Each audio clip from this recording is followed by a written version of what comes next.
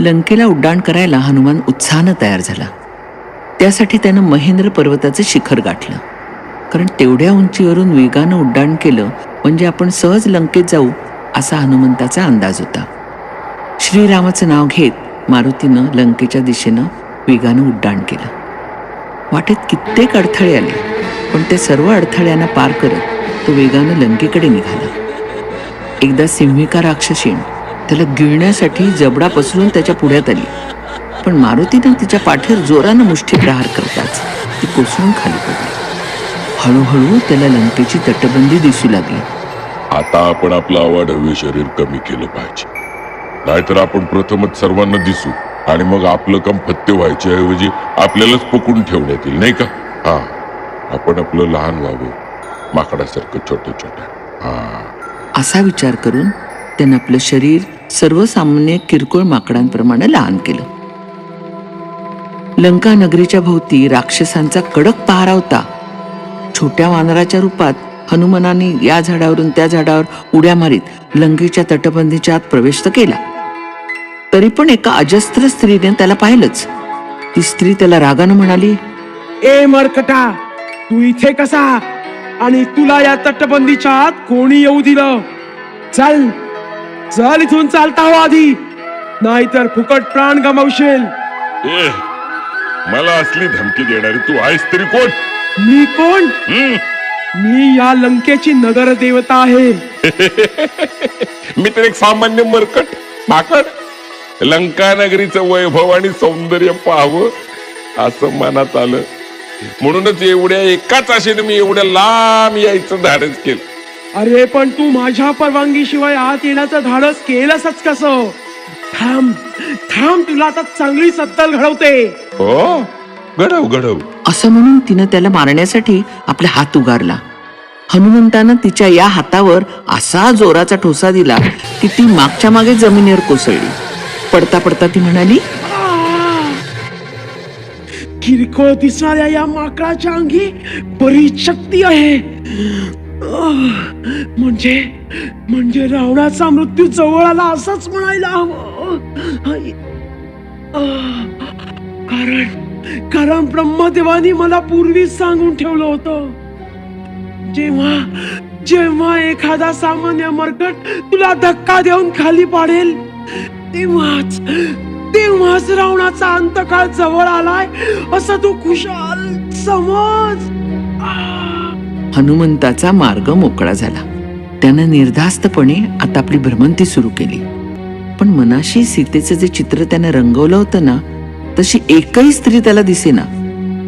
फिरत फिरत तो इंद्रजिताच्या मंदिरात शिरला. तिथे एकांतात इंद्रजित आणि त्याची पत्नी सुलोचना मंचकार बसून गप्पा गोष्टी करत होते. ती स्त्री अतिशय सुंदर होती. हीच सीता असावी असं क्षणभर त्याला वाटलं, पण तो मनात खट्टू झाला. ज्या सीतेला आपण पवित्र चारित्र्यवान समजत होतो, तीच सीता या इंद्रजिताच्या बरोबर एकांतात गप्पा गोष्टी करते. खरंच परत जाऊन रामाला हेच सांगायचं असेल तर त्यापेक्षा प्राणार्पण केलेलं काय वाईट? इतक्यात आपसात चाललेला त्यांच्या दोघांचा संवाद त्याच्या कानावर पडला. नाथ, मला एका गोष्टीचं फार वाईट वाटतंय. कशाबद्दल? आपल्या पिताजींनी फार वाईट कर्म केलंय. ते कोणतं? चारित्र्य संपन्न पतिव्रता श्रीराम पत्नी सीता हिला आपली वैषयिक अभिलाषा पूर्ण करण्यासाठी मामांजींनी पळवून आणली आणि तिच्या भोवती कडेकोट बंदोबस्त ठेवलाय. हे काही चांगलं कर्म नाही. खरंय खरंय. सुलोचनेचे हे शब्द हनुमानाने ऐकले आणि थोड्याच वेळापूर्वी आपल्या मनात आलेल्या वाईट विचारांबद्दल त्याला त्याचीच लाज वाटली. पुन्हा मारुतीचं भ्रमण सुरू झालं. तो कुंभकर्णाच्या मंदिरात गेला. तो तर गाढ झोपेत होता. त्यानंतर सूक्ष्म रूप धारण करून तो सगळीकडे फिरू लागला. सीता काही त्याला सापडेना. हनुमान खरोखर निराश झाला. रात्र झाली. चंद्राचं शीतल चांदणं सगळीकडे पसरलं होतं. त्यामुळे त्या चांदण्यातही त्यानं सीतेचा तपास सुरू केला. दूरवर त्याला एक वन दिसलं. तेच अशोकवन असावं असा त्यानं अंदाज केला. तिथं जाऊन पाहतो तो काय, एका झाडाखाली एक स्त्री श्रीराम श्रीरामाचं नाव घेत श्रीराम. ध्यानमग्न बसली होती. श्रीराम तिच्या भोवती 7-8 राक्षसिणींचा गराडा होता. श्रीराम ज्या अर्थी ही स्त्री रामाचं नाव घेते आणि तिच्या भोवती राक्षसिणींचा पहार आहे, त्या अर्थी ही श्रीराम. सीताच असली पाहिजे श्रीराम हे त्यानं ओळखलं. श्रीराम शिवाय रामानं केलेलं वर्णन तिच्याशी तंतोतंत जुळत होतं. हनुमानाला आनंद झाला.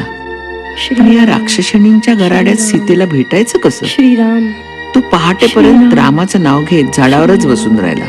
श्रीराम सीता सापडली याचा अवर्णनीय आनंद त्याला झालाच होता. श्रीराम पहाट होताच श्रीराम जागी झालेली एक एक राक्षसीण सीतेपासून थोड्या दूर अंतरावर जाऊन पुन्हा झोपायला लागली. श्रीराम. सर्वजणी झोपले आहेत, त्यांना गाढ निद्रा आलेली आहे हे श्रीराम. पाहून हनुमान हलकेच खाली उतरला. माते तुला वंदन असो. कोण आपण? इथे अचानक कसे आलात? घाबरू नका, मी रामसेवक हनुमान. रामरायांच्या सूचनेवरून मी आपल्या शोधार्थ इथपर्यंत आलेलो आहे. आपण भेटलात, खूप आनंद झाला. आपण माझ्या बरोबर चलावं. मी आपल्याला माझ्या खांद्यावरून अंतराळ मार्गे रामाकडे घेऊन जातो.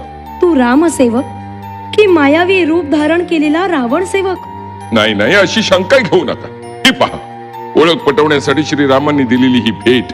असं म्हणून हनुमानानं रामरायाची अंगठी सीतामाई पुढे ठेवली. ती पाहताच हा रामसेवक आहे याची तिला खात्री पटली. खरंच? मला एक सांग, राम लक्ष्मण सुखरूप आहेत ना? त्यांच्यावर काही संकट तर नाही ना आली? सगळं काही ठीक आहे. फक्त आपल्या भेटीचा रामरायांना ध्यास लागलाय, तेव्हा आपण माझ्या बरोबर चालावं. हे पहा, ओळख म्हणून तू हा माझा अलंकार श्रीरामांना दे आणि सांग की ज्या रावणानं मला पळवून आणून अतोनात क्लेश दिले, त्या रावणाला ठार करून मगच मला इथून घेऊन जा. तोपर्यंत मी माझ्या चारित्र्याचे रक्षण करीत धैर्यानं इथेच राहीन. जशी आज्ञा असं म्हणून हनुमंत तिथून निघाला. मुलांनो, कर्तव्य करताना कितीही संकट आली तरी ती सोसावी लागतात.